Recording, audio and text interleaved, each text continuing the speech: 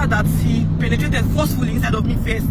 While having the knife pointed at my friend, he forcefully penetrated inside of me. Even while I screamed, he moved the knife closer to my friend and said that I should not play with him, that he's not joking with us. Then after he did that with me first, he went to my friend, still no protection, no anything, still like that. He penetrated forcefully into my friend too. Omo, what is going on, guys? Abeg, watch this video to the end. Watch, abeg. So everybody, my name is Fems, and I want to address the incident that occurred on February 8, 2026. So I was reached out to on Instagram on February 1st to come for a modeling gig with the pay of 140,000 naira in Nigerian currency, which I agreed to. He told me he was an international brand and he moved from the UK to Nigeria to start his brand here, and he needed the visibility that I had so I can push his brand, which I agreed to. Fast forward to the day he called me for the day he settled for the shoot. He said I should come to Ajawa Estate, number 8, Asalu Street by 6 p.m. for the shoot. I said that my daddy was strict and I did not want a night shoot, that please we should work with time. Then he said, oh, that you're a minor, that am I coming with my parents for the shoot? I said, I'm not a minor. I'm just worried about my own safety, that I can take the shoot, because at that time I reached out to my friend. I said, just in case I did not finish on time, I'll sleep at your place. And I told my mom where I was headed to, told my dad too. So I also told my mom that in case I did not finish on time, I will sleep at my friend's place, which I even showed that I and the photographer, the brand owner's conversation. So I showed my mom the conversation and everything. So I told him I was going to show up because I already reached out to a friend. So I already know in case I even finish it, I'll not have to be coming back to Ojo, because as I know it's far from Ojo, I'll just go to Yelbaja and spend the night at my friend's and then come back the next morning, which was fine with me. So the next morning he reached out. I dropped my WhatsApp. I said in case I'm not online on Instagram.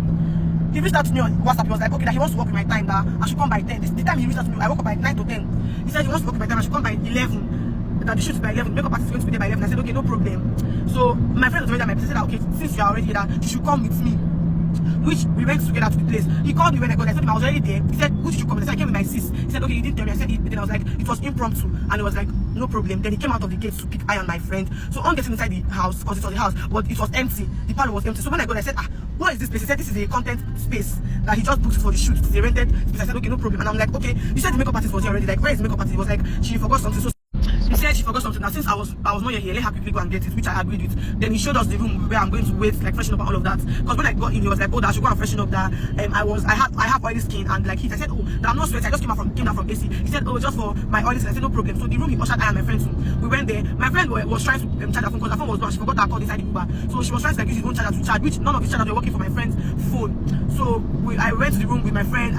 He gave me a robe. He said I should change it to it, so that when I'm done with the makeup, I'll just remove it and put on my feet. So everything will be sweet, because I was wearing a round neck like this.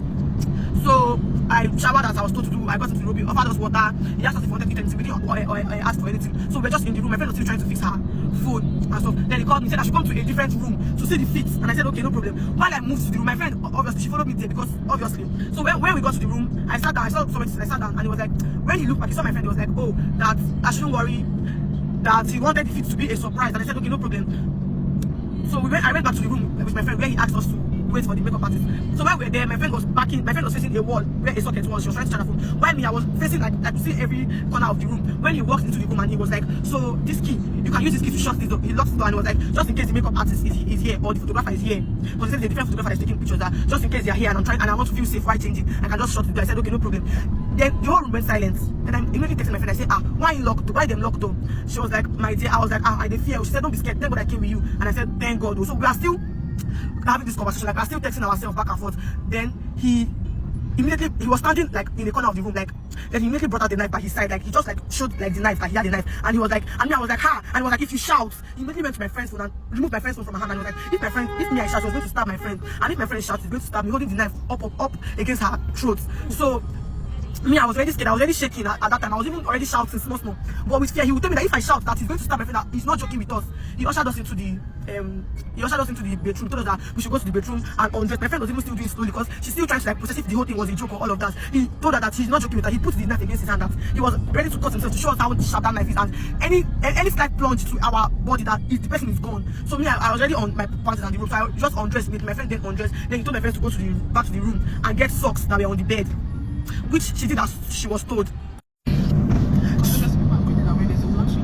Okay, so my friend went to the room, she brought the socks, he still had this knife pointing, like if he's telling one person to do something, the knife is pointing at the other person. So if the other person tried to act smart like this, anything can happen. So my friend came back to the room, he asked my friend to tie me first with the socks, and she did. After she tied my hand to the front, she tied my hand together. Then he collected the other socks and he tied my friend's hand. Then he ushered us back to the room, having the knife letting us put it. Then because I was panicking, I was raising my voice, like crying.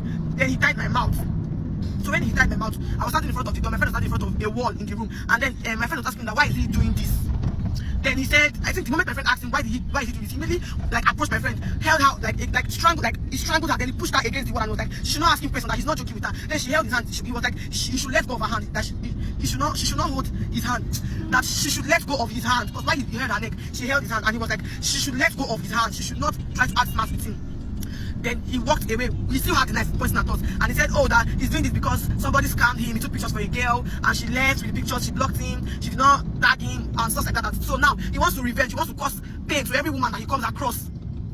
So after he said that thing, he undressed. While he undressed, he told us to lie in a certain position on the bed, which we did. And then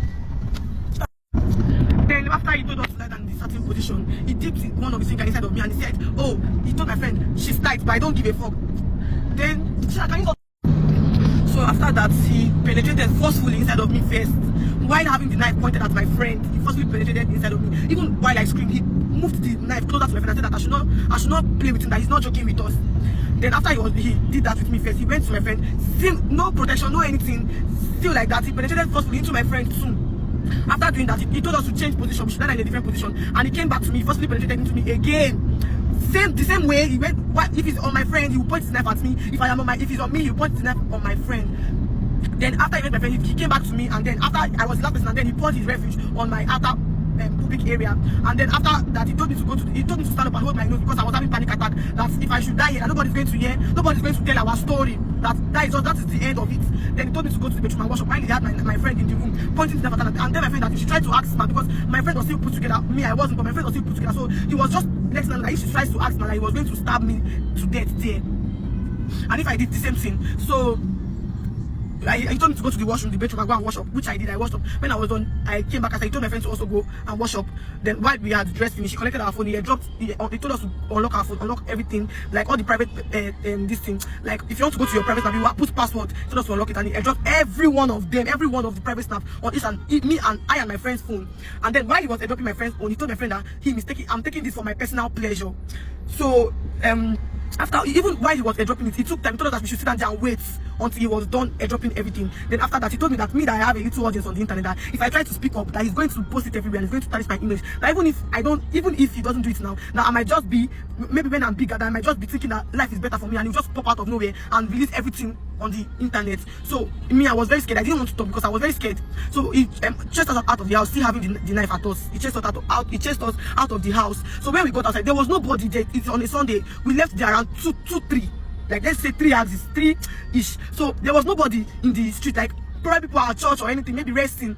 The street was not, it was desert. What is going on in this country? This country don't too, it get as e be o. If you be ladies, abeg be careful o. Be careful who you trust. Hey, what do you think they should do? Abeg share this video to save some people out there. Please, abeg share.